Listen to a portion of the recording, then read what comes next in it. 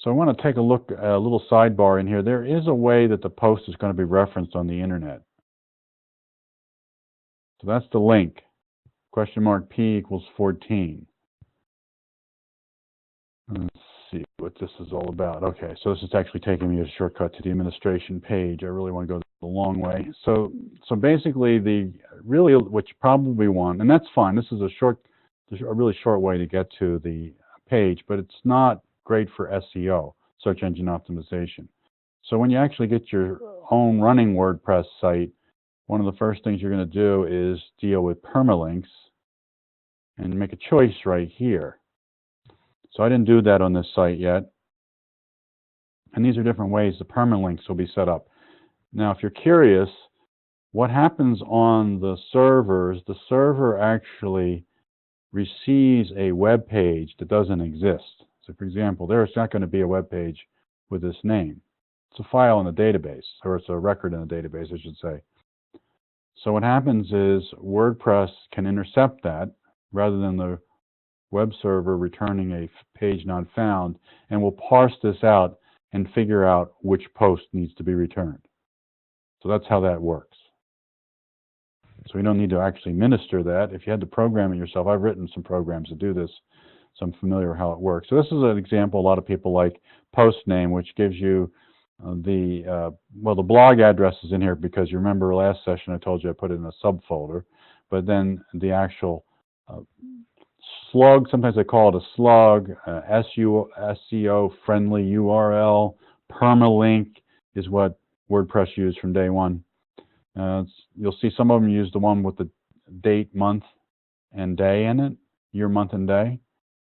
And the reason that they do that is they want the post link to be more SEO friendly for date and time. It's really just a choice that you might want to use, and then there's a whole way of customizing this. So we can choose this one. I don't know what it's going to do to my site, but I'll hit save changes. And so I always have one of these set up. I go back to posts, and I guess we'll go to this one we were editing. So what happens is then the editing screen changes. So we see here we have the words that came from, I guess, the halftime warning. So this is the words came from the title, but you can edit this before you actually publish it. You can edit it after you publish it, but keep in mind, once it's published, as the search engines start picking it up, you've got this URL that you've developed. So this is a critical item for anybody who's working on search engine optimization. If it's a local little club, you might not mind too much to change it once or twice, but even local little clubs find that their links get out there because they publish some interesting material. So you can edit it right here if you like.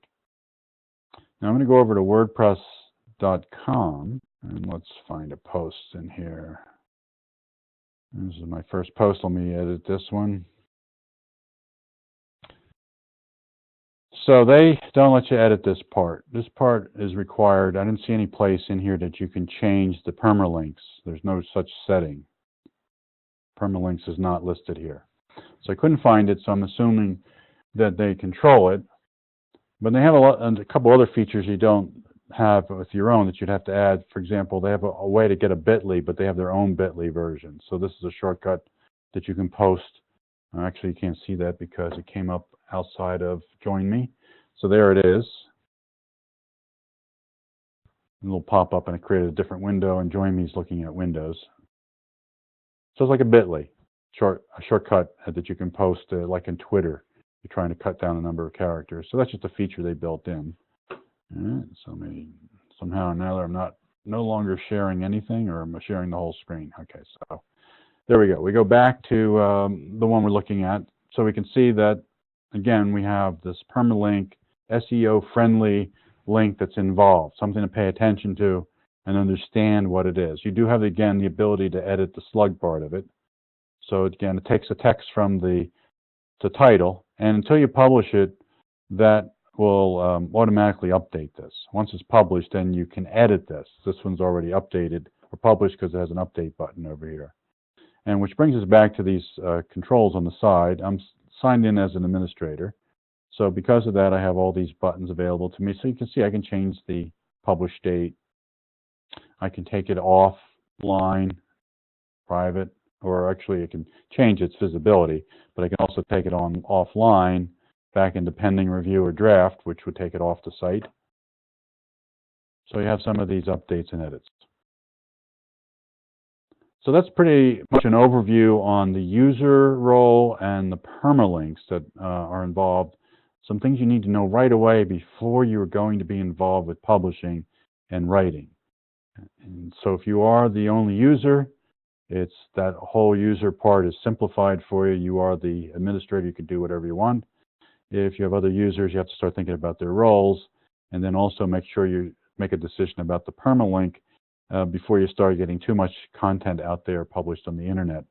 And then you can also build up a workflow using some of these controls over here, depending on what status you want to go through for producing material. If people have to review it, you have the ability to set it up so that they can look at it in a password protected mode, or if they have a login to your WordPress site, they could probably look at it in the private mode.